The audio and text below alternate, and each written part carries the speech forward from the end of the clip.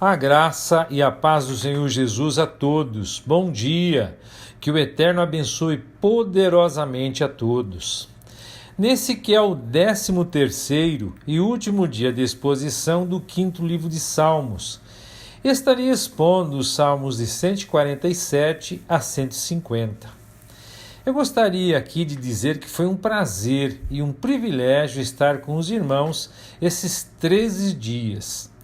Que as exposições tenham acrescentado na vida dos irmãos como acrescentou na minha.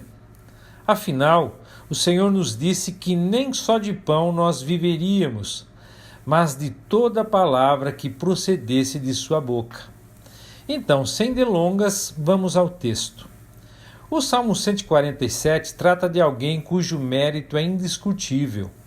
Na verdade, Deus é tão merecedor de receber louvores que o salmista faz por 3 vezes um chamado público à adoração, sempre apresentando a seguir as razões para que o povo de Israel se curvasse diante do Senhor Eterno.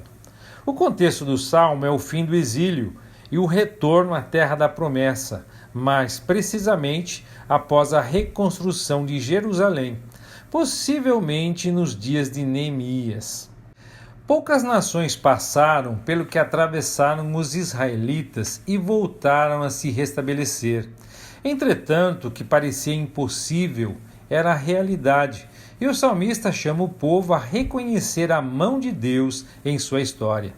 Assim, 3 características divinas ficam em evidência no texto com a finalidade de direcionar ao Senhor toda a adoração que ele realmente merece. A primeira característica destacada pelo salmista como motivação ao louvor é o entendimento de Deus, versos de 1 a 6. O salmo inicia com o seguinte chamado público: exaltai ao Senhor, pois é bom cantar louvores ao nosso Deus. A segunda parte do verso aponta o merecimento divino de receber louvor dos seus servos, pois o louvor é harmonioso e apropriado. Esses 2 adjetivos demonstram que não há nada fora de lugar quando o Senhor recebe adoração. Ao contrário, a falta dela seria um exemplo perfeito de algo inapropriado e sem qualquer harmonia com a realidade. Para que um conceito tão sublime não fique sem sentido claro, o escritor liga o conceito ao fato, explicando no verso 2: o Senhor reconstrói Jerusalém e reúne os exilados de Israel. Embora seja possível interpretar essa frase em sentido figurado e espiritual, como se fosse uma referência à purificação do povo, outras menções no Salmo apontam o sentido social e político da realidade pretendida pelo escritor. Assim, a restauração nacional era também a restauração completa para cada judeu trazido de volta à terra da promessa, e a esperança de ver cumpridas as alianças de Deus com seus servos. Pois no verso 3 ele diz: ele cura os de coração partido e ata suas feridas. E nenhuma ferida era maior para eles que o exílio e a vergonha de ver sua capital em ruínas. O que é interessante nessa seção é o fato de o salmista associar a ação restauradora de Deus ao seu entendimento, dizendo no verso 4: ele conta o número das estrelas e chama a todas elas pelos seus nomes. Essa não é uma mudança de assunto, como se o escritor estivesse devaneando sobre vários temas. Ele está rendendo a sabedoria e a onisciência de Deus à causa da poderosa restauração de Jerusalém e do restante do país. No verso 5 ele diz: nosso Senhor é grande e muito poderoso, seu entendimento é imensurável, ou seja, não pode ser medido. Como resultado do entendimento do Senhor, os israelitas estavam sendo amparados e restabelecidos por ele. No verso 6, o salmista diz: o Senhor restaura os aflitos e derruba por terra os ímpios. Por isso, o Salmo nos recorda consideravelmente a mensagem da parte final de Isaías, principalmente a partir do capítulo 40, em que o profeta promete a restauração a Israel com base no amor e na fidelidade do Senhor, ao passo que os ímpios seriam julgados e abatidos. A segunda característica é a capacidade de Deus, versos de 7 a 11. O novo chamado público é feito no verso 7. Cantai ao Senhor com gratidão, cantai louvores ao nosso Deus ao som de harpa. A motivação para se atender ao chamado é, dessa vez, o poder de Deus de fazer não apenas tudo o que quer, mas tudo de que suas criaturas precisam. Para exemplificar isso, o salmista primeiro aponta a capacidade que o Senhor tem de fornecer o que os vegetais necessitam. Como ele fala no verso 8, ele cobre os céus com nuvens, prepara a chuva para a terra e faz brotar a erva nos montes. Em segundo lugar, ele aponta a capacidade divina de suprir os animais. No verso 9 ele diz: ele dá alimento aos animais e aos filhotes de corvo, quando eles clamam. Assim, nem a chuva molha a terra por acaso, nem os animais se alimentam sem que o Todo-Poderoso o faça. O salmista chama então os israelitas a agradecerem a Deus pela libertação que tiveram das mãos de um inimigo tão poderoso como a Babilônia. Pois no verso 10 ele diz: não é na força do cavalo que ele se deleita, nem na perna do guerreiro que ele se agrada. O sentido disso é que o Senhor não se sente obrigado a favorecer os fortes ou se render ao poder que eles têm. Ao contrário, Deus tem poder suficiente para contrariar as expectativas humanas e favorecer quem Ele quiser, preferindo aqueles que lhe pertencem. No verso 11, o salmista diz: o Senhor se agrada dos que o temem e dos que esperam pelo seu amor leal. Mesmo que os inimigos fossem humanamente imbatíveis, o poder de Deus, guiado pelo seu amor que tem pelos seus e sua fidelidade às suas promessas, garantiriam a restauração da nação. A última característica é a bondade de Deus, versos de 12 a 20. Como tal bondade vinha sendo o motivo das bênçãos usufruídas pelo povo, um novo convite público é expedido no verso 12. Louva ao Senhor, ó Jerusalém, exalta ao teu Deus, ó Sião. A motivação para que o convite seja atendido dessa vez é o benefício que o Senhor promoveu à cidade anteriormente destruída. Por isso o verso 13 diz: pois ele restaurou os ferrolhos dos teus portões e abençoou os teus filhos no teu interior. Se dentro de Jerusalém a bondade de Deus era patente, também o era fora de seus muros. O verso 14 diz: ele promove paz em tuas fronteiras e te farta com os melhores grãos.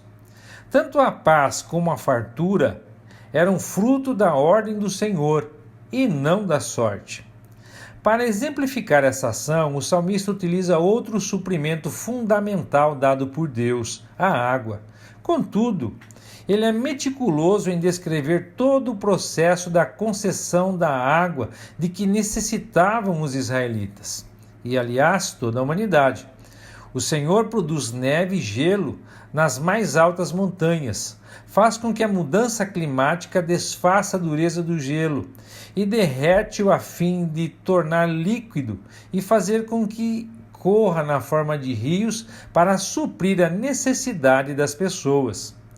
A julgar pelo fato de que Israel, em seus dias de juízo antes do exílio, muitas vezes se viu diante de uma dura seca, o fato de terem água para beber era a prova do bondoso favor do Senhor. Porém, apesar do suprimento físico, a bondade de Deus também se demonstrava no suprimento espiritual, pois no verso 19 o salmista diz: ele anuncia sua palavra a Jacó e seus preceitos e decretos a Israel.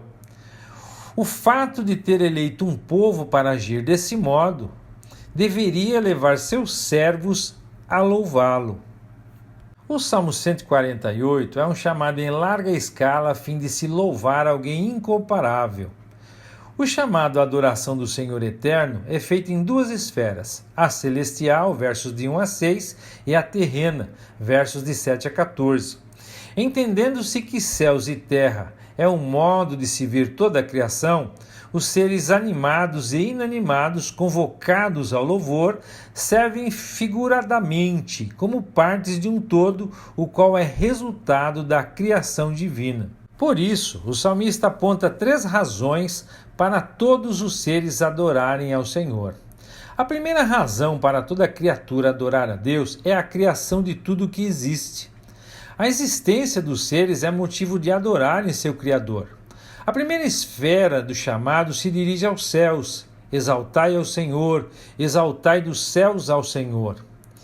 É claro que o termo céu pode assumir tanto uma conotação espiritual como física, e as duas são abarcadas nesse chamado. Em primeiro lugar, na esfera espiritual, os anjos provavelmente foram os primeiros seres criados e são convocados para adorar a Deus. Exaltai-o todos os seus anjos, exaltai-o todo o seu exército. Já na esfera física, astros celestes recebem o chamado ao louvor.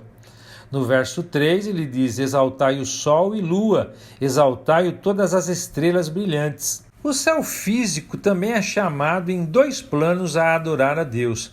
Primeiro o cosmos, por meio da expressão céu dos céus, e depois a atmosfera, por meio da citação da chuva. No verso 4 ele diz: exaltai o céu dos céus e as águas que estão em cima dos céus. Nenhuma entidade acima da superfície terrestre escapa ao seu chamado, e há uma razão clara para tanto: a criação. Pois no verso 5 ele diz: eles devem exaltar o nome do Senhor, pois ele ordenou e eles foram criados. Essa é uma excelente razão para se adorar ao Senhor, pois além de envolver a própria existência dos seres que lhe devem louvor, o fato de Deus ser capaz de dar uma ordem e ela imediatamente se cumprir, principalmente na escala de uma criação universal, torna-o digno da admiração e exaltação de todos. Para qualificar um pouco mais a grandeza da obra criativa do Senhor, o salmista encerra a sessão mostrando que a magnificência da criação não está somente no ato da sua formação, mas na manutenção da sua existência. Por isso, no verso 6 ele diz: ele os mantém para todo sempre, ele deu uma ordem e ela não passará. Mas a segunda razão é a majestade do seu nome, versos de 7 a 13. Se a primeira parte exigiu louvor a Deus nos céus, a segunda exige que a adoração seja promovida também na terra, começando pelos mares. Pois no verso 7 ele fala: exaltai o Senhor na terra, monstros marinhos e todos os oceanos. As forças da natureza, temíveis ao homem, são também convocadas a testemunhar o poder de Deus e lhe render glórias, já que a força que possuem vem das ordens divinas. No verso 8 ele diz: fogo e granizo, neve e fumaça, vento tempestuoso que atende à sua palavra. Os próximos a serem adicionados na lista dos adoradores são o relevo terrestre e a flora. Montes e todas as colinas, árvores frutíferas e todos os cedros. Esses são seguidos por todos os tipos de animais. No verso 10 ele diz: os animais selvagens e todos os animais domésticos, répteis e aves que voam. O salmista então deixa o campo do chamado a seres impessoais e chega aos destinatários do texto, os homens, começando pelos de maior posição social. No verso 11 ele vai dizer: reis da terra e todos os povos, príncipes e todos os juízes da terra. Ao fazer isso, o escritor transmite a ideia de que a majestade de Deus é, em muito, superior à majestade dos reis humanos. Se isso vale para os reis, vale também para cada ser humano, independentemente de idade, sexo ou posição social. No verso 12 ele chama rapazes e moças também, velhos junto com jovens. Feito esse amplo chamado, o salmista apresenta a majestade de Deus, ou seja, sua dignidade real e autoridade efetiva sobre tudo o que existe, como razão para a adoração coletiva. No verso 13 ele vai dizer: eles devem exaltar o nome do Senhor, pois somente o seu nome é excelso. Sua majestade está acima da terra e dos céus. A última razão é a valorização do seu povo, verso 14. Apesar do chamado amplo, poucos são os seres que atendem conscientes e voluntariamente ao chamado.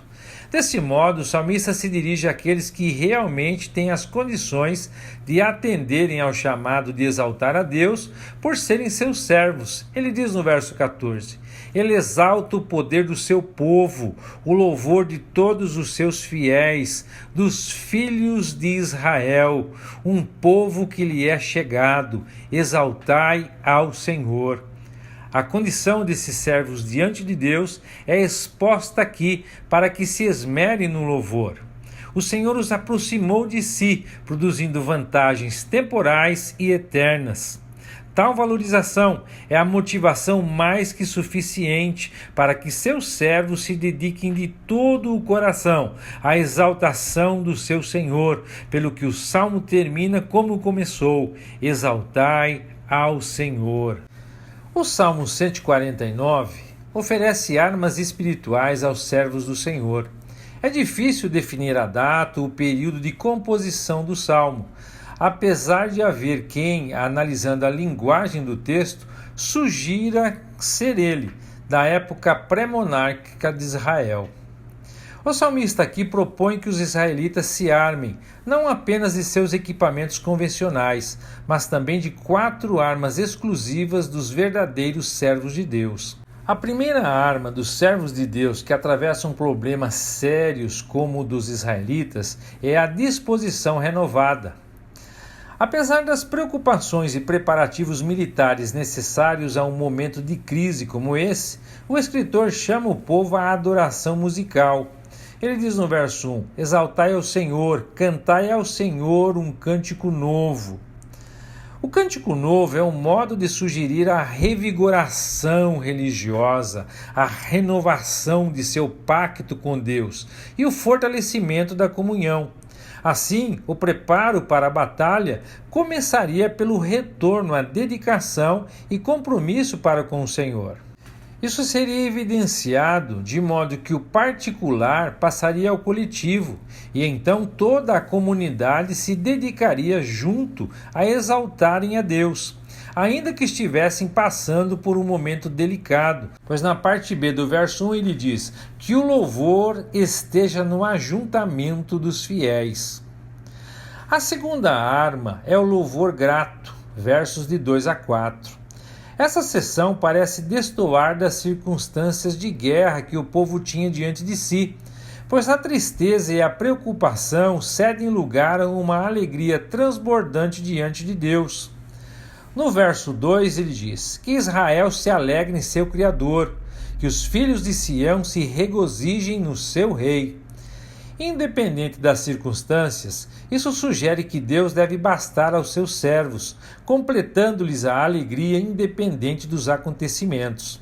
Entretanto, essa alegria deve gerar ou ser fruto da adoração a Deus. Por isso, no verso 3 ele diz: eles devem exaltar o seu nome com dança e cantar a ele com tamborim e harpa. O próprio escritor oferece a razão de o povo se alegrar, adicionando o fator gratidão por algo que ele sabia ser verdadeiro a respeito de Deus. Ele diz no verso 4: pois o Senhor se compraz com seu povo e enaltece os aflitos com o livramento. Assim, a alegria se devia à gratidão expressa no louvor por Deus estar sempre ao lado do seu povo, a fim de livrá-lo e protegê-lo. A terceira arma é a confiança inabalável. Eles tinham confiança de que Deus agiria como fez no passado e como havia previamente anunciado que faria. Por isso, a confiança deveria ser expressa em um louvor abundante, como diz a parte A do verso 5, que os fiéis exultem em abundância. Essa confiança era sentida por cada israelita a ponto de exultarem mesmo quando estavam sozinhos, até mesmo na escuridão da noite no interior das suas casas. Pois na parte B do verso 5 o salmista diz: que deem gritos de alegria em seus leitos. Qualquer lugar era propício para a demonstração alegre pelo cuidado de Deus, mas certamente a cama é um local singular nesse sentido. A razão disso é que, diante de um problema, as pessoas tendem a perder o sono e a se entristecerem durante a noite. Somente a confiança inabalável no Senhor pode transformar as horas de silêncio e aflição em alegria e tranquilidade. Finalmente, a última arma dos servos de Deus é a prontidão segura, versos de 6 a 9. Não bastava confiar em Deus e oferecer louvores alegres. Era necessário estar de prontidão para cumprir seu papel dentro do plano e da causa do Senhor. Por isso o salmista ordena que haja louvor exultante e confiante, mas também preparo militar expresso pela figura da espada em punhos, como diz o verso 6. Que a exaltação de Deus esteja em suas gargantas e uma espada de 2 gumes em suas mãos. Isso porque Deus usa seu povo para fazer sua obra, que nesse caso seria abater os inimigos de Israel, trazendo sobre eles a punição divina, como diz o verso 7, para trazer vingança entre as nações e castigo sobre os povos.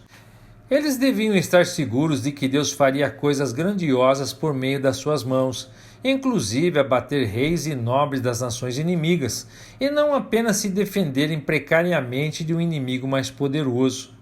No verso 8 diz: para prender seus reis com grilhões e seus nobres com correntes de ferro. A confiança que tinham em Deus devia lhes dar a prontidão segura para cumprirem sua vontade, e em resposta a isso, serem por ele honrados vitoriosamente. No verso 9, o salmista conclui: para executar a sentença escrita contra eles. Isso será uma honra para todos os seus fiéis. Exaltai ao Senhor. O Salmo 150 conclui o saltério com um chamado fervoroso e universal. O tema é o louvor a Deus. O escritor nos aponta a necessidade que temos de adorar o nosso Senhor. E para que isso não seja uma tarefa obrigatória e mecânica, ele oferece pelo menos 3 informações importantes sobre o louvor que nos cabe oferecer e do qual nosso Deus é plenamente digno de receber. A primeira informação importante sobre a adoração a Deus é a causa do louvor, versos 1 e 2. O texto inicia, como é de costume em salmos desse tipo, com um chamado público à adoração. Exaltai ao Senhor, exaltai a Deus no seu santuário, exaltai-o no firmamento do seu poder. Assim, para justificar um chamado tão importante, o salmista diz aos seus pares as razões para que todos se empenhem com ânimo e vigor redobrado na adoração. Em primeiro lugar, ele diz no verso 2, parte A: exaltai-o pelos seus feitos poderosos. Como feitos poderosos, os israelitas recordavam da criação magnífica do universo e da libertação poderosa de Israel do Egito. Em segundo lugar, o salmista diz na parte B do verso 2: exaltai-o conforme sua imensa grandeza. Observe que Deus não é grande só pelo que ele faz, mas por quem ele é. Seus atributos em si, ainda que ele nada fizesse para demonstrar sua grandeza, seriam mais que suficientes para que ele recebesse toda a adoração. Ele é um Deus grandioso que faz coisas grandiosas e incomparáveis. A segunda informação importante é o modo do louvor, versos de 3 a 5. Essa seção traz uma lista de muitos instrumentos e práticas musicais. O salmista mostra que no louvor a Deus há lugar para todos os tipos de pessoas, habilidades e talentos, e também que não há nada que se possa empenhar na adoração ao Senhor que ultrapasse aquilo que Deus merece e que lhe é próprio ao receber o louvor de seus servos. Por isso, o salmista convoca no verso 3: exaltai-o com toque de trombeta, exaltai-o com lira e harpa. O chamado prossegue e um toque de extrema alegria é dado ao citar os instrumentos. No verso 4, o salmista diz: exaltai-o com tamborim e dança, exaltai-o com instrumentos de corda e flauta. Assim como no Salmo 149, expressões corporais fazem parte do louvor a Deus. O que é certo é que elas tinham relação com o ritmo, já que nesse salmo e o anterior há associação aos tamborins. Nesse caso, há também a presença de instrumentos de melodia, como instrumentos de cordas e de sopro. Finalmente, para dar uma pitada de exultação, pratos são utilizados para expressar extrema alegria durante o louvor.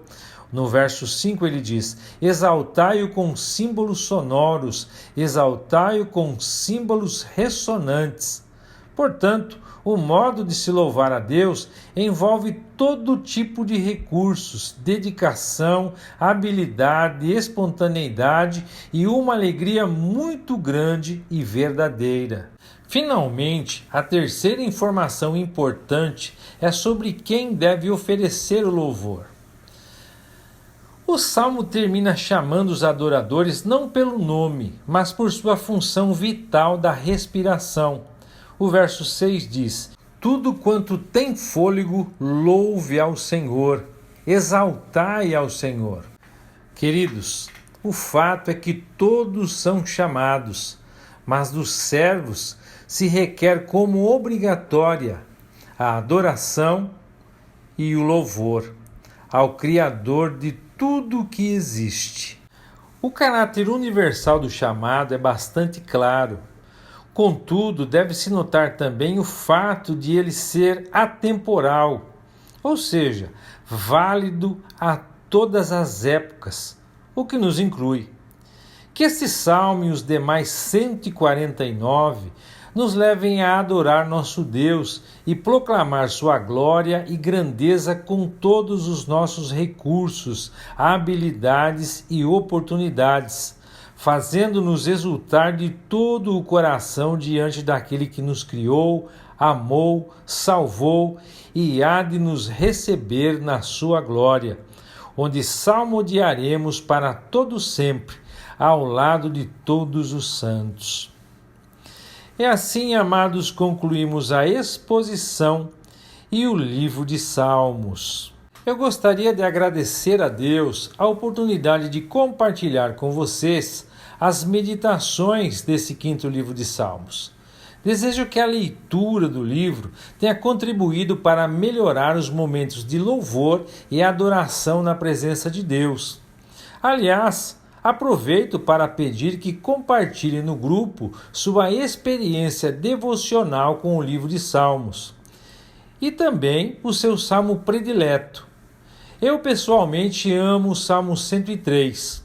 E você, qual é o seu salmo predileto? Bom, queridos, dessa forma, que o Eterno os abençoe e até a próxima, se Deus quiser.